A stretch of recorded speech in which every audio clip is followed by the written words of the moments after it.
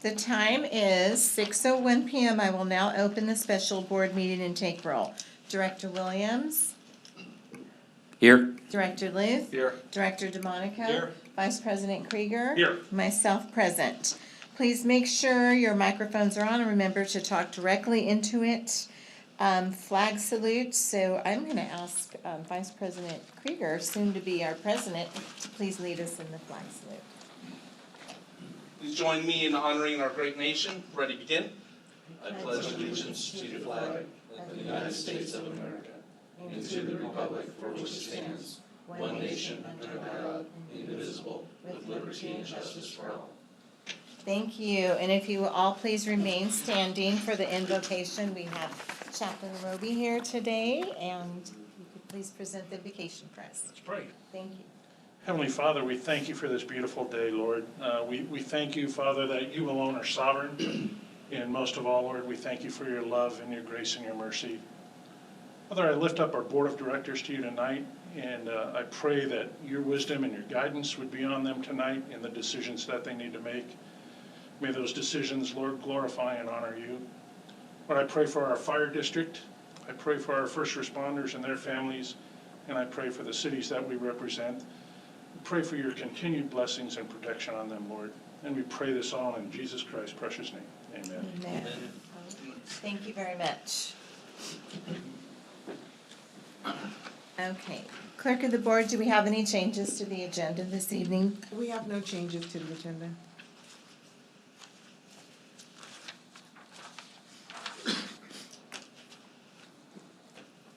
Shall we continue? Maybe just take a quick little break.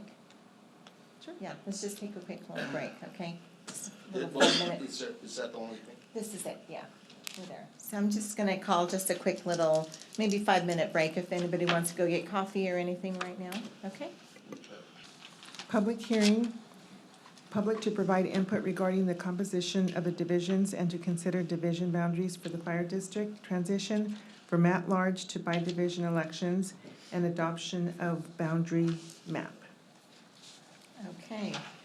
The public hearing is now open. Clerk of the board, please present your report.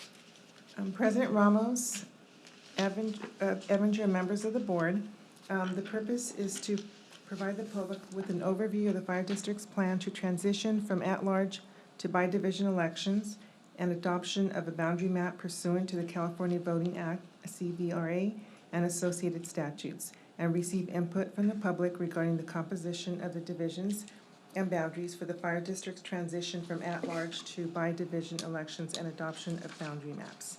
As you know, at the regular board meeting held in January, the Board of Directors adopted Resolution 2021-06, declaring its intention to transition from an at-large to a by-division electoral system to comply with the California Voting Rights Act.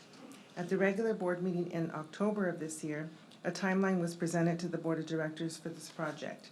At that meeting, an overview was presented outlining specific steps and minimum requirements that the fire district plans to undertake to achieve a successful transition. One of the requirements presented to the board was to hold 2 public hearings at which the public may provide input regarding the composition of the divisions and to consider division boundaries before NDC draws any draft maps of the proposed division boundaries. Today is the first of the 2 public hearings to receive public input. A second public hearing will be held in December at the regular board meeting on the 8th. And once NDC prepares draft maps, 2 additional public hearings will be held at the regularly scheduled meetings in January and February. And as you know, the fire district engaged NDC to assist the fire district with this project. Jeff, here with us today from NDC, is the assigned demographer and was at the board meeting in October to provide an overview of the project. Jeff is here again. He will provide an overview, take public comment, and provide any additional information and receive input as part of the public hearing. Also, Jeff Ballinger, Fire District Legal Counsel, is also available here with us to answer any questions. And before I turn it over to you, Jeff, I'm just going to read the recommendation.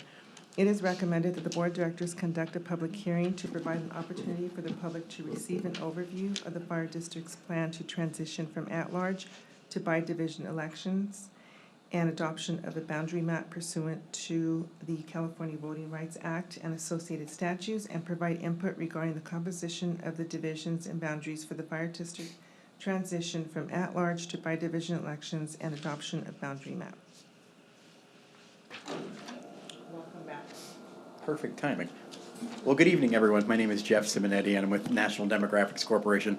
I first want to apologize for being a couple of minutes late. I live in Fontana, and I left at 5, and it was a parking lot getting over here, so it took an hour from Fontana.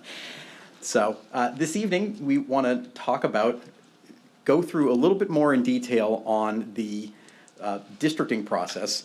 Talk again about the legal reasons for why the district is considering making the voluntary, and important, we want to make sure we talk about that this is a voluntary transition to bi-division elections.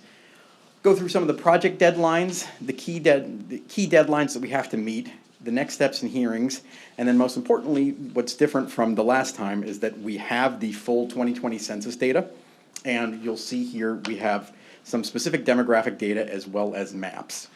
And what we'd like to talk about as we start beginning to draw the potential boundaries, an important thing to consider is, number one, the demographic data, but number two, we'd like to get feedback from you as to, are there specific communities that you would like to keep together or potentially keep together as we're drawing the district boundaries? So that would be an important discussion point for this evening.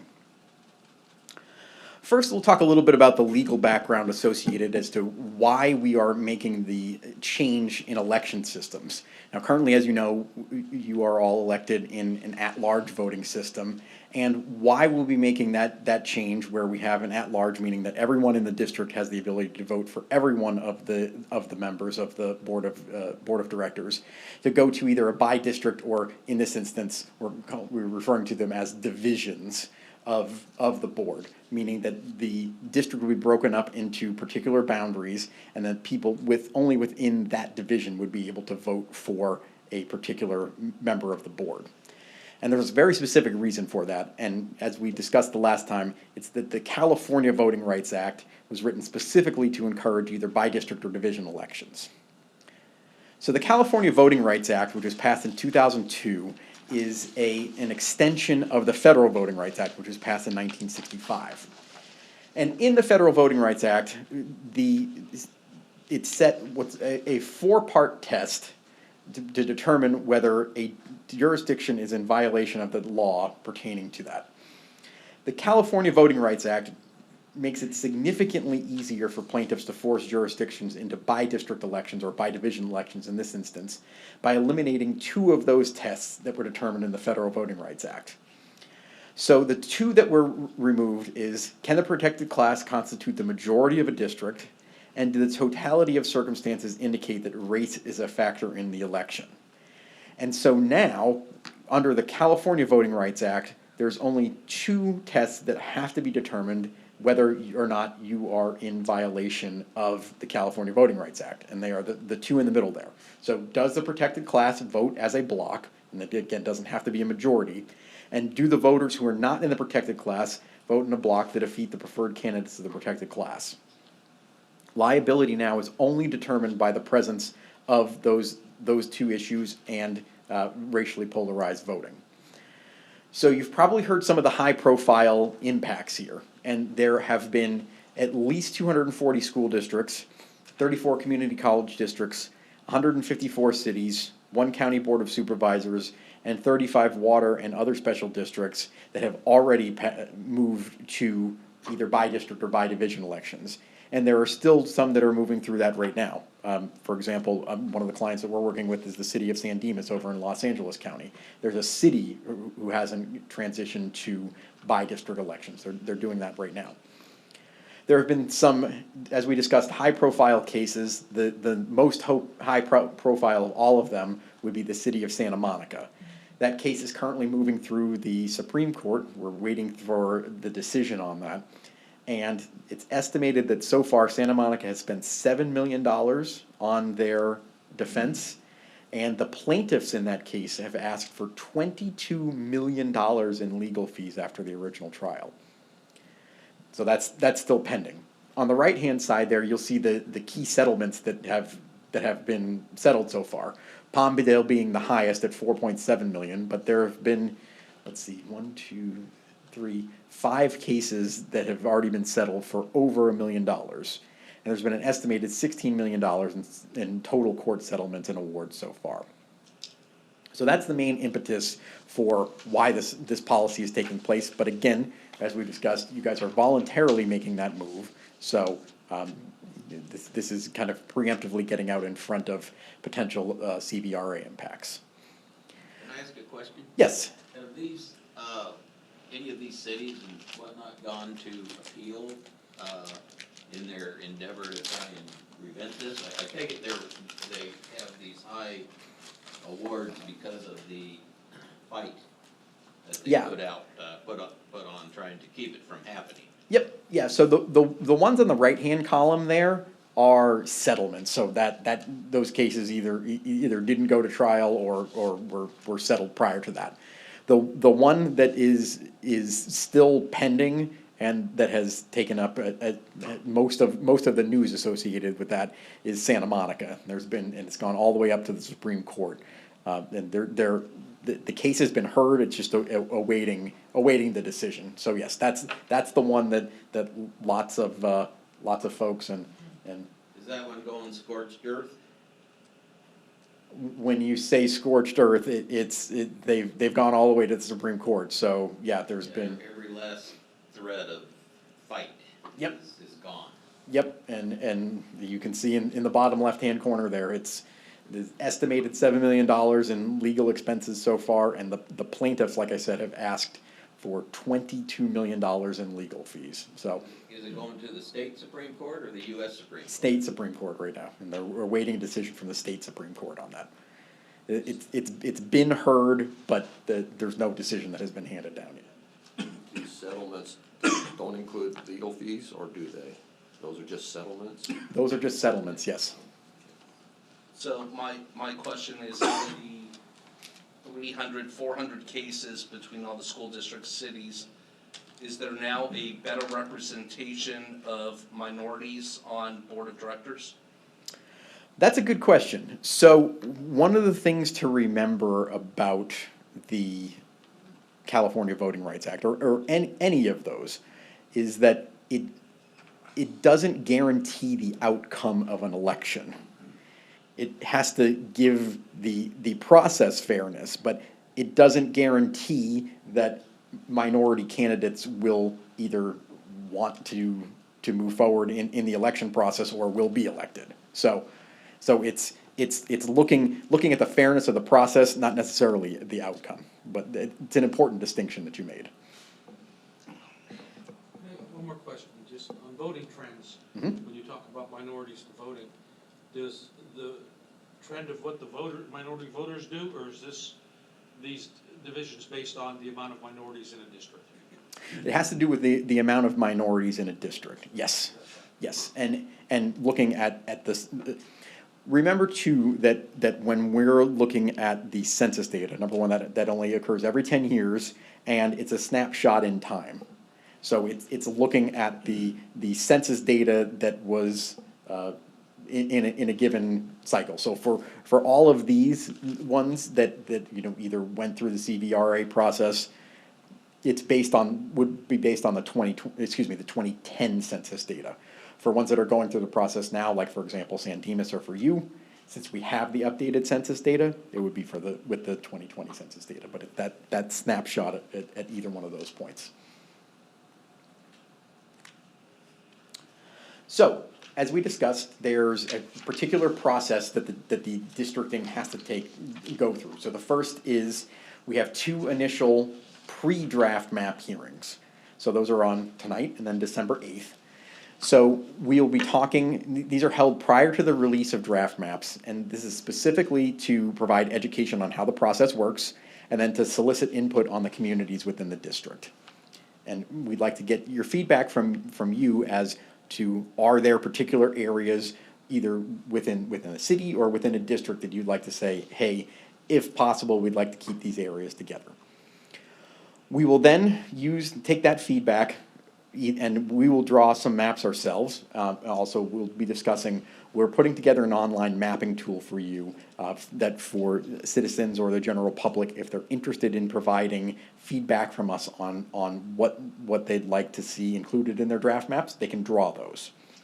We'll release those draft maps, and then we'll have 2 hearings associated with that to discuss either the draft maps that we've drawn or if there are draft maps that are submitted.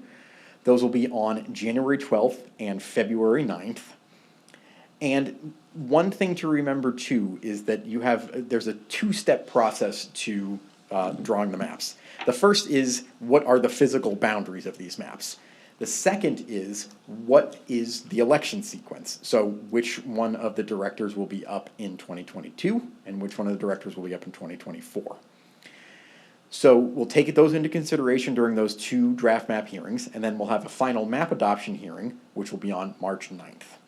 And all of this has to be completed no later than April 17th of 2022. That's the deadline to submit maps to the San Bernardino County Registrar of Voters to be ready in time for the November of 2022 elections. So there are a couple of key rules and goals that are associated with the process here. So the first, and we talked about the Federal Voting Rights Act, it has 2 main components, and that's in the box on the left-hand side there. The first is pertaining to equal population. So each district has to have generally equal population. Now, it doesn't have to have exactly equal population, but there's case law that's associated with this that says there can be no greater than a 10% deviation between the districts. And when I say deviation, that means the population of the largest district to the smallest district can be no greater than a 10% gap. And there can be no racial gerrymandering associated with that. Cities have more specific rules that are associated with that, but since you are a special district, there are a couple of other traditional redistricting principles that we follow. First, we talked about communities of interest, and those are socioeconomic or geographic, either neighborhoods or geographic areas that have either a shared social or economic interest that should be, when practicable, held together. The districts also should be compact, and when we say compact, that means that you shouldn't get to reach for a population that's further away in lieu of populations that are closer together. You've probably seen those crazy-looking districts in other states that kind of look like a barbell, so you have a population chunk here, a population chunk here, with a very, very thin line holding those together. That would be an example of a non-compact district. They have to be contiguous, meaning that there can be no islands and separate parts where a part of a district is completely separated from another. They have to have visible boundaries, and one of the things too that we can also plan for is for future growth. So let's say, for example, we know there are parts of your district here that we know that there could be some potentially significant development. I'm thinking about some of the areas in Chino or Chino Hills, Butterfield Ranch, or the area down in the preserve in Chino. That we know there's going to be some significant potential future growth, and you could possibly underfill that district there, knowing that there's going to be significant growth there to basically allow that area to grow into itself. Not by no more than 10%. Correct, yes. So you have to make sure that the deviation is no greater than 10%, but you could slightly underfill that district if you want, knowing that district likely is going to see some significant growth.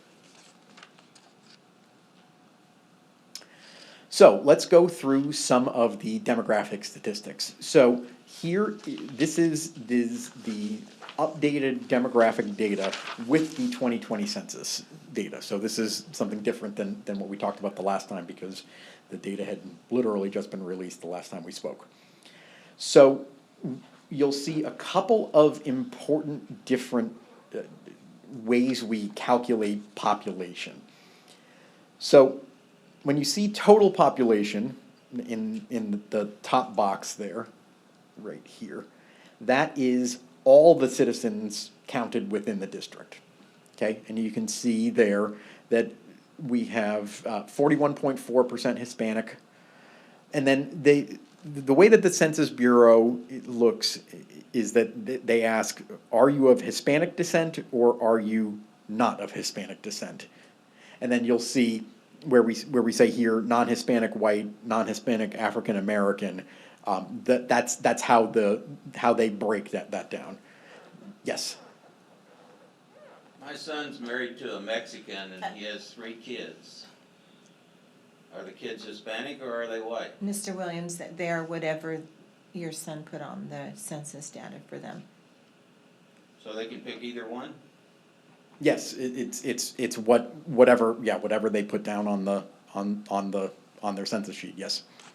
Okay, because that's happening a lot. Yeah, and it's something again that each household self-identifies. So. Thank you. Yep. And then so that is when we talk about total population.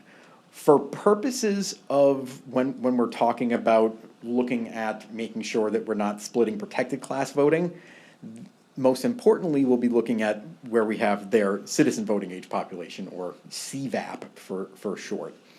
And so what that means is that is any citizen within the district that is 18 years of age or older. So that doesn't mean that they have to be registered voters or not. And again, it's any citizen who is 18 years of age or older. So you'll see, for example, here, by way of example, we have a 38.16% Hispanic citizen voting age population.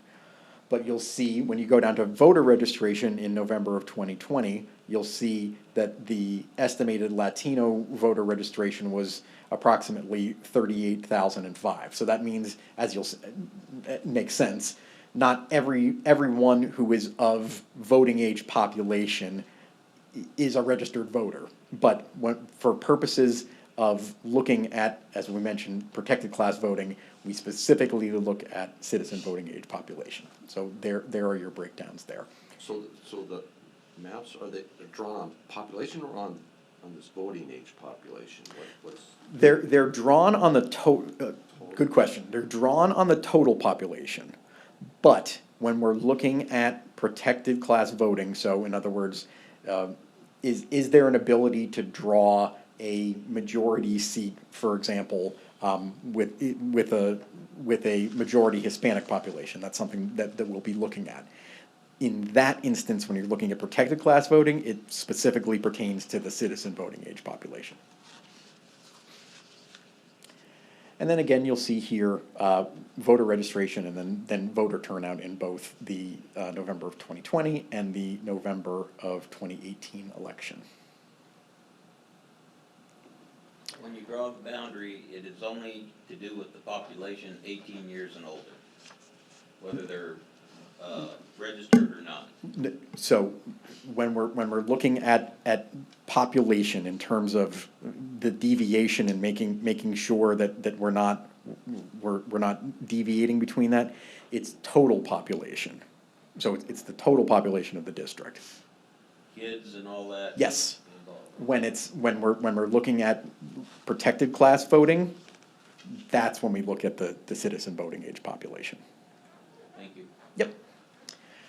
So one of the things that I want to show you here, and you'll see here for the next maps, we have a variety of citizen voting age population data, but just to put the district in context, the first map that I'm showing you here is the Chino Valley Independent Fire District boundary, but with the cities overlaid on top of it.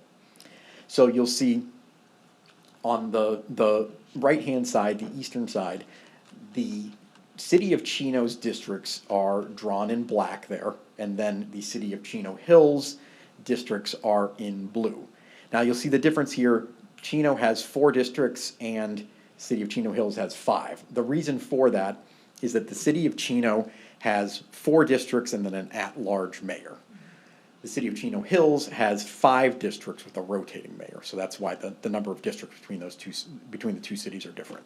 And why is that? Why does Chino get to have an at-large mayor? Is that something they chose to do?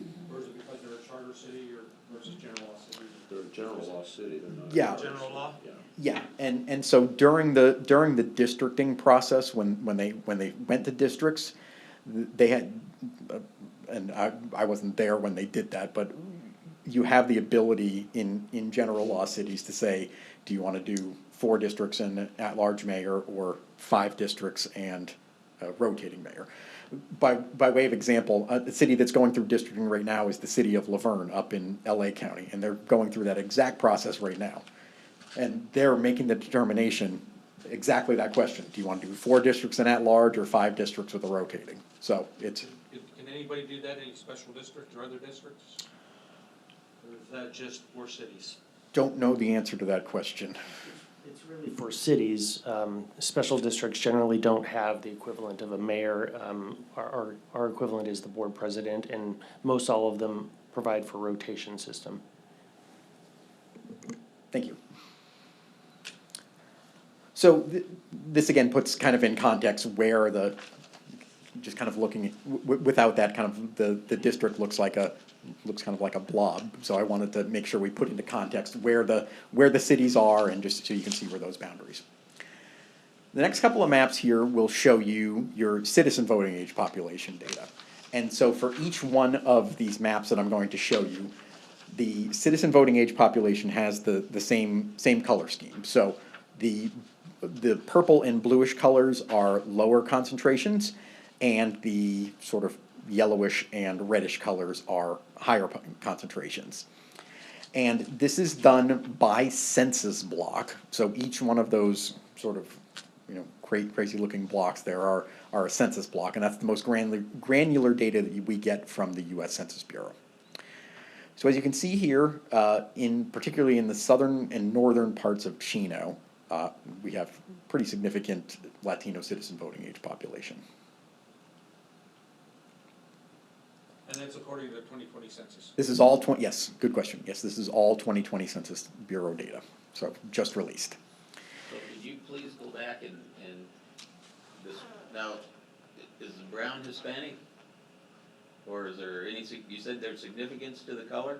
Yes. So if you see here in the legend in the bottom right-hand corner, so it's by percentage. So the purple color is 0 to 25%, and then the dark blue you'll see 25 to 35%, and each one of these next maps have the same color scheme. So the purple and bluish colors are lower concentrations, that sort of yellowish orange, and then the reddish colors are higher concentrations for.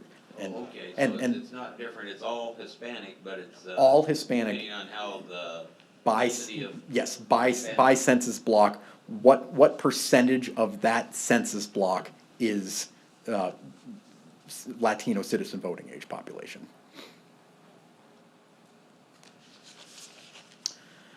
So here's your Asian American citizen voting age population, and again, same color scheme. So here you'll see that particularly in parts of Chino Hills and the center of Chino has some pretty significant concentrations of Asian American citizen voting age population.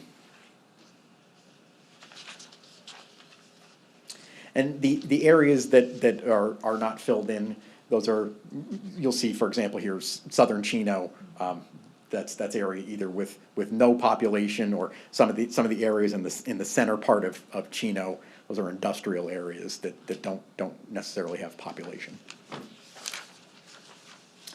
And here is the African American citizen voting age population. One of the other interesting pieces of data that we get from what's called the American Community Survey, and this will all be part of the mapping tool as well, is that we get data from what's called the American Community Survey. And so that is something that's done basically as a supplement to the Census Bureau. So every household gets a Census Bureau sheet that you fill in. It's approximately 1 in 17 households get what's called the American Community Survey, and it's a much more in-depth survey. And it asks questions related to income, asks questions related to, do you rent or own your home, what's your education level, what languages do you speak at home, and that's where we get this data. So here, by way of example, and again, we have much more data that's associated with this and will be on the mapping tool, and I can pull up some more of that data for next time if you'd want it, but just showing you here by way of example some of the income statistics that we can get as a result of the American Communities Survey. We have 2 prisons in our district. Are those guests of the California penal system included as residents in this? That's a very good question. So the way that the Census Bureau, there's a difference between the U.S. Census Bureau data and then the data that we're using. So we use what's called the California Prisoner Adjusted Data. It comes from the California statewide database, and it's a very good question. I'm glad you asked that. For the purposes of the U.S. Census Bureau, the U.S. Census Bureau counts prisoners in the prison. For the actual data that we're using for the purposes of districting and redistricting, the state of California takes that data and assigns prisoners back to their last known address. So that's what we call zeroing out the prison population, okay?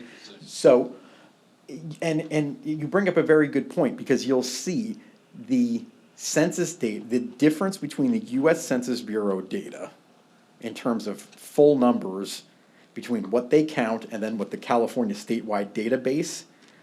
The city of Chino's California statewide database is lower by a couple of thousand, and it's specifically pertaining to that. They zero out the prison population and use just the citizens that are in there, that are in the city of Chino, or if there are any citizens of Chino that are in the prison getting assigned back. So yes, you'll see a big difference in cities that have prisons between their U.S. Census Bureau data and the California statewide database, which is what we are using for the purposes of districting.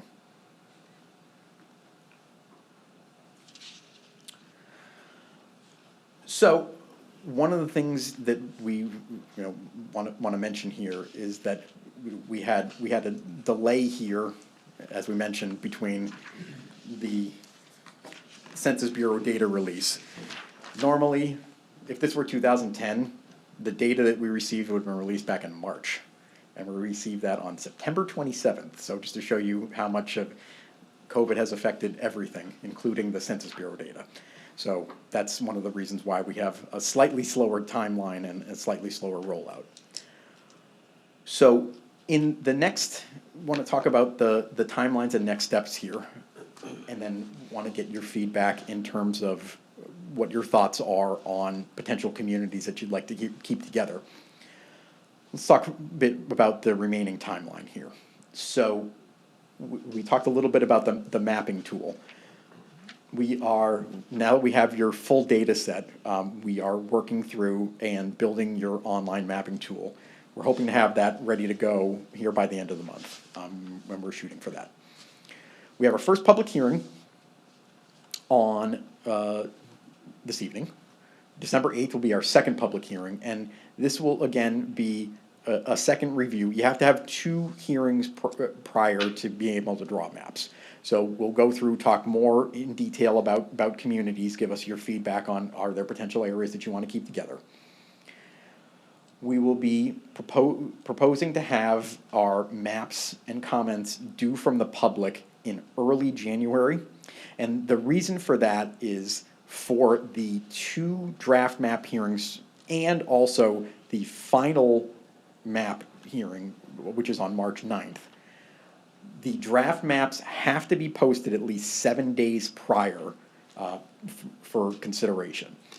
So for that, for our proposed third hearing, for example, we'd have to have maps posted to the website no later than January 5th. So that's why we're proposing to have, if there are citizens that are going to submit maps, we need to have those ready in early January. And then we'll have our third hearing, where we'll talk about and potentially revise those draft maps.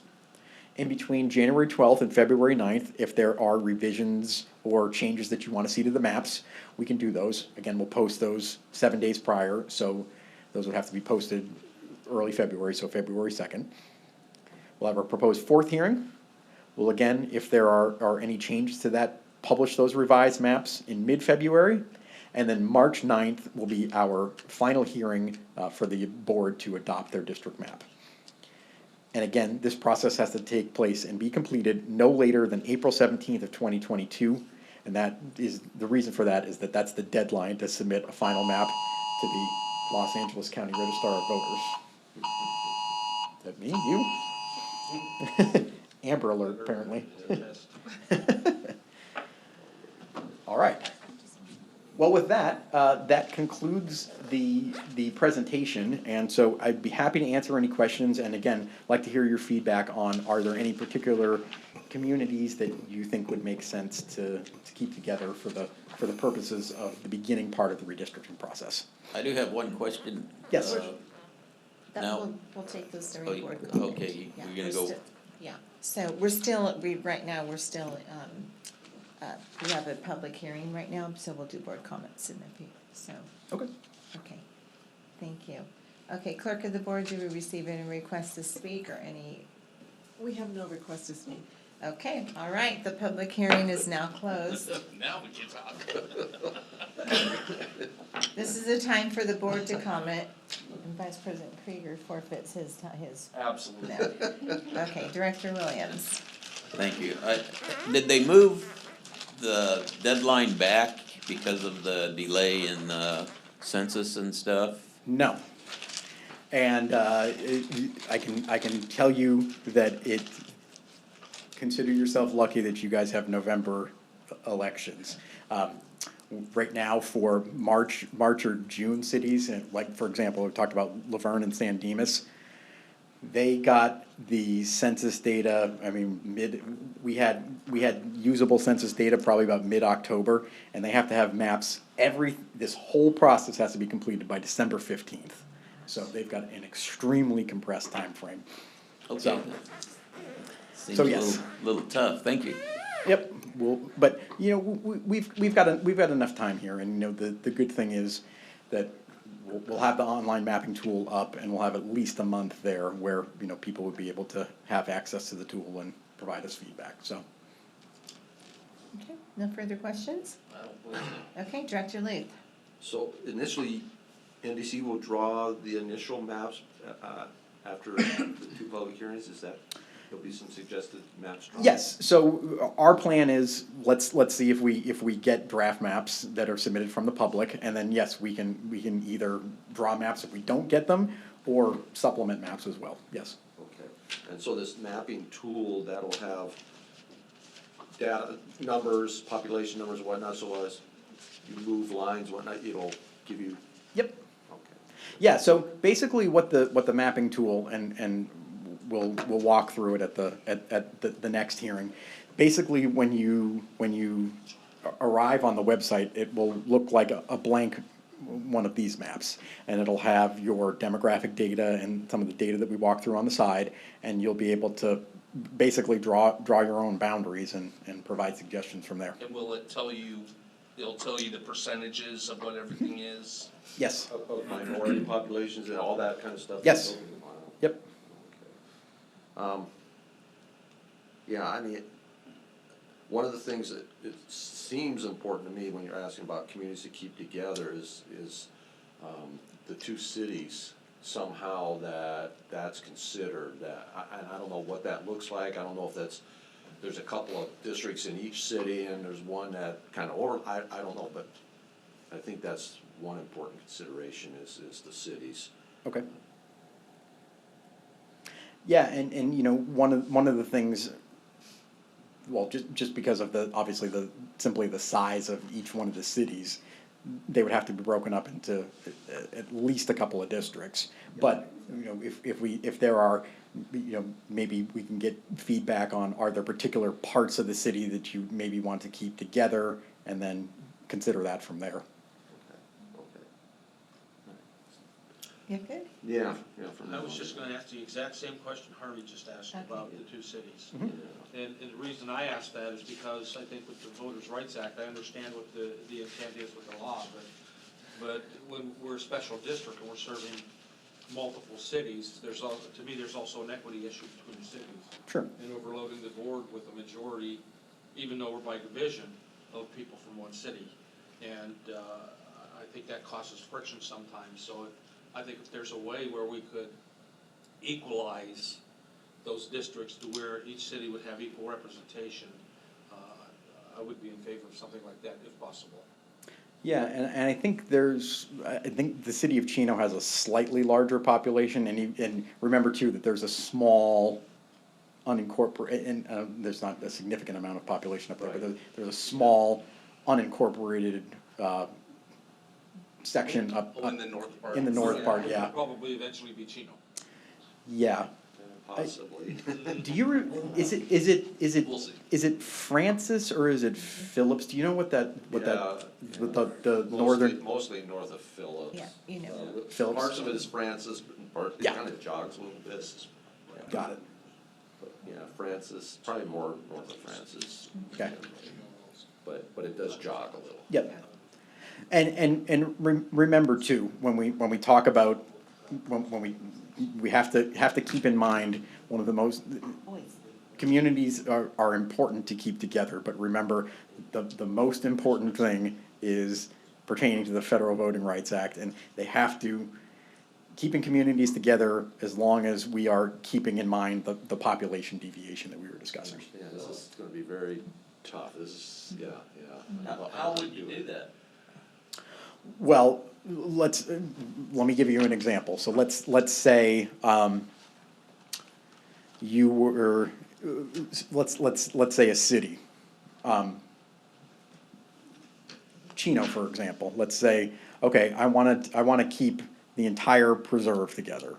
Okay, but then let's say the preserve has a larger population, mass than would be allowable by the deviation percentage. I'm not saying that it is, I'm just saying for sake of argument.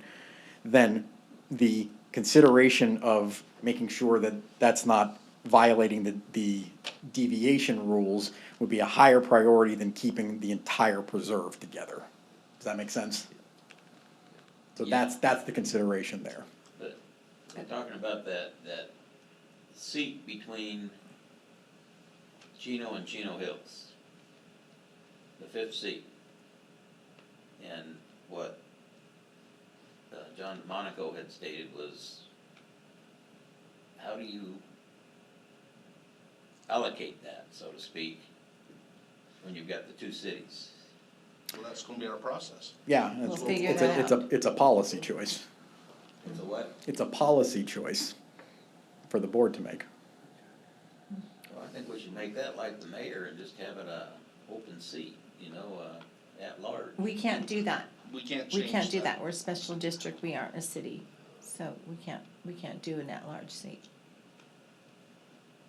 Is that written, that we can't do that as a special district? Is that correct? Yes, I'm pretty sure of that. Yeah, I would. There's nothing in the fire protection district law that allows us to do that, and with special districts, you can only do what the statute says you can do. So my opinion is you wouldn't be able to have like an at-large president.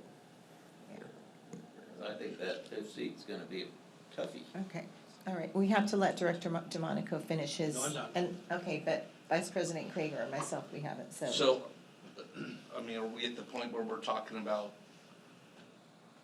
what neighborhoods do you want, we're making Yeah, a that's list? what I, yeah, that's what I Cause I was have a ready. list, I have a few things here. And I'm sure I'm not getting anywhere close to all of them. That's our first round and. Yeah, this is just me talking and And important thing to remember too is that this is not an exhaustive list. You can add, you can take away. Right. Yeah, this is more of a, brainstorming session to So let us I know your have thoughts. Butterfield, and I define Butterfield community as Pine Avenue South. I don't know how Director DeMonico feels about that or not, but that's the way I feel. Butterfield, or Pine Avenue is being the cross intersection south of that. Los Serranos community, Carbon Canyon, English Road, which is the horse community here in the very center part of Chino Hills. It's real small, so I'm sure it would all be one anyways, but it's just a small pocket. And then in Chino, the only two I could come up with was College Park and Preserve. Okay. And Harvey's gonna correct me on what else there is there. No, those are the two most obvious, I absolutely agree. The other, I think is, if you will, northern Chino. Yeah. It tends to be an older part of town, not all of it. Yep. There's been some development out there, but I think that's another, potential area that we wanna keep together. Yeah, and actually, so we're doing the redistricting for both Chino and Chino Hills, and they've gone through their communities of interest, and that was one of the ones that they've mentioned, is kind of keeping that sort of traditional, for lack of a better. Lot. Yeah, the 1 acre lots. Well, no. that area, but also, sort of the traditional city downtown core, so around the area around the civic center, that area. Yeah. So, but those are the only ones, kinda obvious ones that I came up with on my list. Okay. Anything else? So with population I growth. haven't had a chance yet, Director. Would you please? Well, give me these two are just an talking opportunity? here, I'm sorry. It was, I'm done. it was Vice President Krieger's time. So, Well, Harvey was involved I though. agree with you, you've had a lot of questions, so I think I should get an opportunity. Oh, yeah, you should.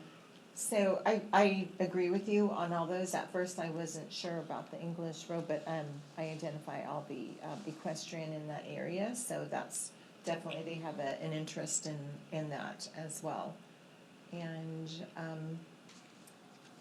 I was, we have a lot of, communities up along the Fire Ridge line too. I don't know if that's something that we might wanna consider, up in the, they back up against like the Tresimilanos areas. Like towards that. Simon Bar? Yeah, so I'm just saying to consider, so, okay.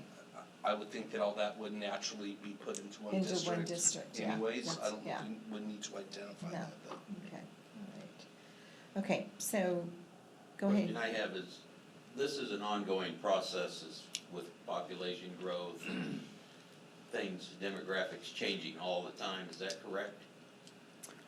Yes and no. I mean, that's something, again, like we talked about, looking at things, planning for potential future growth. Yes, that's something that you can look at. But in terms of the purposes of looking at the demographic data, no, we're looking specifically at the 2020 demographic data for what are your population numbers. So just think of that as a snapshot in time. So, every 10 years or? Every 10 years, yeah. That's when things change, okay, I just didn't know Yeah. how often things would be analyzed or checked or anything. Yeah, and I mean, by way of example, there were some cities or districts that went to districts in 2018, but they were still using the 2010 census data. So, yeah, just for the simple fact that the Census Bureau only gives out data every 10 years, so. Okay, Great, thank you. if anybody else has a question, please feel free to. We talked about communities of interest and all that, but when you draw lines, you can use geographical boundaries such as the 71 freeway, Central Avenue, and those things, and Yes. you take that into consideration. Yes, and that's a good point, and one of the things, well, you'll see that right there. One of the traditional redistricting principles is definitely using. Was it in there? Yeah. Yes, using visible and easily identifiable. Yeah, I mean, and they could be either one, I mean, if there's a mountain range or a stream or something like that would be a dividing line, then yes, but, yeah, major roads, those types of things, yes. And you'll see too, it's interesting how the Census Bureau draws their census blocks. there are some census blocks that are literally a street. So the 71 freeway very well might be a census block. There's obviously nobody living on the 71 freeway, but that's how they define the census block. They have their own way of doing things, so. I might have to disagree with that. Is that where your wife kicked you out to? No, there's some homeless I know, camps down on the yes, 71 yeah. line towards the 91. Okay, so are we all set? Any Well, further questions Yeah, or? so the continuity in office thing, how does that factor in? Because that's, seems like it could create problems. I didn't hear how, what? The continuity in office, what is Respect that, voters' the choice. middle one there, 1, 2, 3, 4, the fifth one down? Yeah, so that specifically pertains to,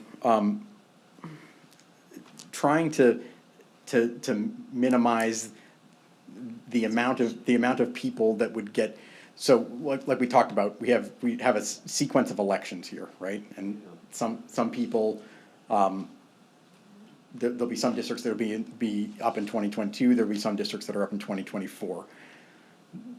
Invariably, there'll be some people who get put into a 2024 election, and we try to minimize the amount of people that get shifted between that.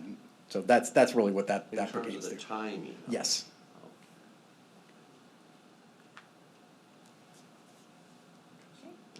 Any other questions? No? And we can always, if you guys just track your questions, and we can ask them at the next meeting as well. This is a process. And you said by the end of the month that you thought the mapping tool might be available, so. Yeah. So the good thing about the mapping software that we're using is that we're using an application where we have control over the back end and can put our data in there. So as soon as I can get my GIS team to wrap that up, then yeah, we'll have that up, and we'll send the link along, and we'll have that up on the website. And then we or anybody can get in there. On that mapping tool, if we were to go in there and draw lines, will that populate the divisions for us automatically? Yes. Based on the census, okay, so we don't have to figure that out in Nope. the math? Automatic. Can we draw maps and save them somehow? Yeah, so it saves it, and then you just basically label the map, and then, yeah, we'll be able to essentially have those in a document vault, and then we'll just turn those into maps that we can show you.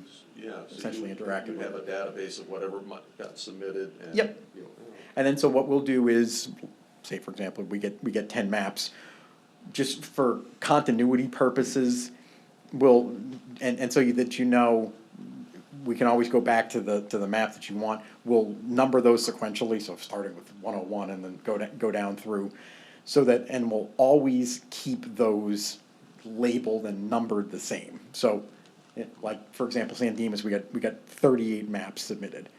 And so it's very easy to lose track of, was it 106 or 107 that I really liked? So that you can go back and know, okay, 106 will always be map 106. Director Luth, if I may, and we will make sure that the board and the community are aware when that actually happens. We'll make sure that you're aware of it. But yeah, we're shooting to get that done by the end of the month. Okay. All right, well, thank you so much. We appreciate your time this evening. Thank you. And working with you during this process. Okay. There's no vote that's required on this, so. No vote required. Nope, not today.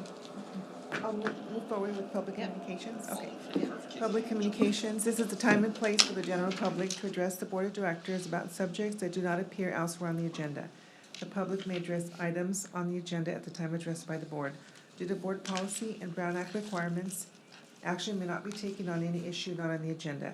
When you address the board, please state your name and address prior to making your remarks, and limit your comments to 5 minutes. And do we have any requests to speak?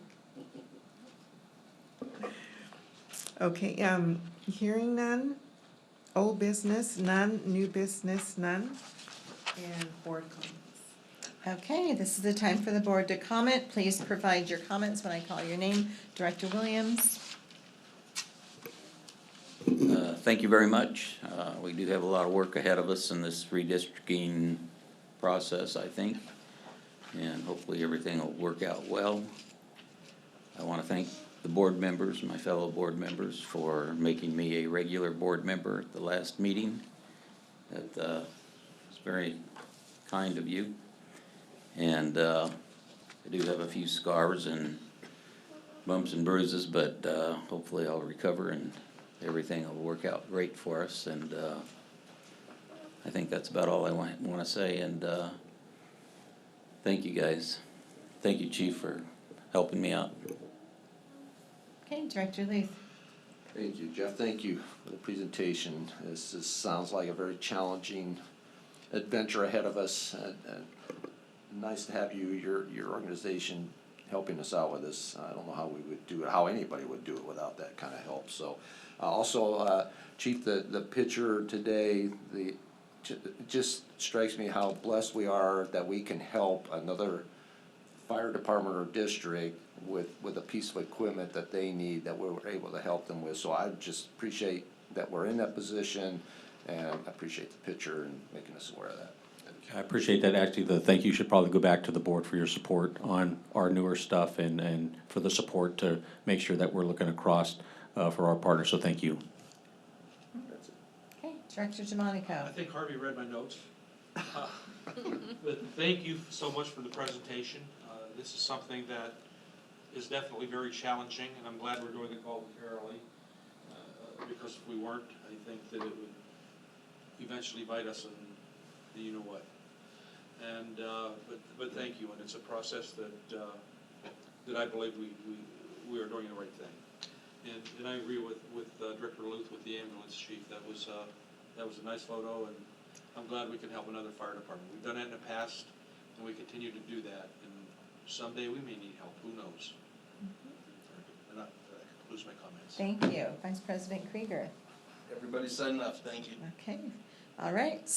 So the meeting will now be adjourned to the regular meeting of the Board of Directors of the Chino Valley Independent Fire District to be held on Wednesday, December 8th, 2021 at 6 p.m. Have a happy Thanksgiving, everyone. Thank you. Thank you.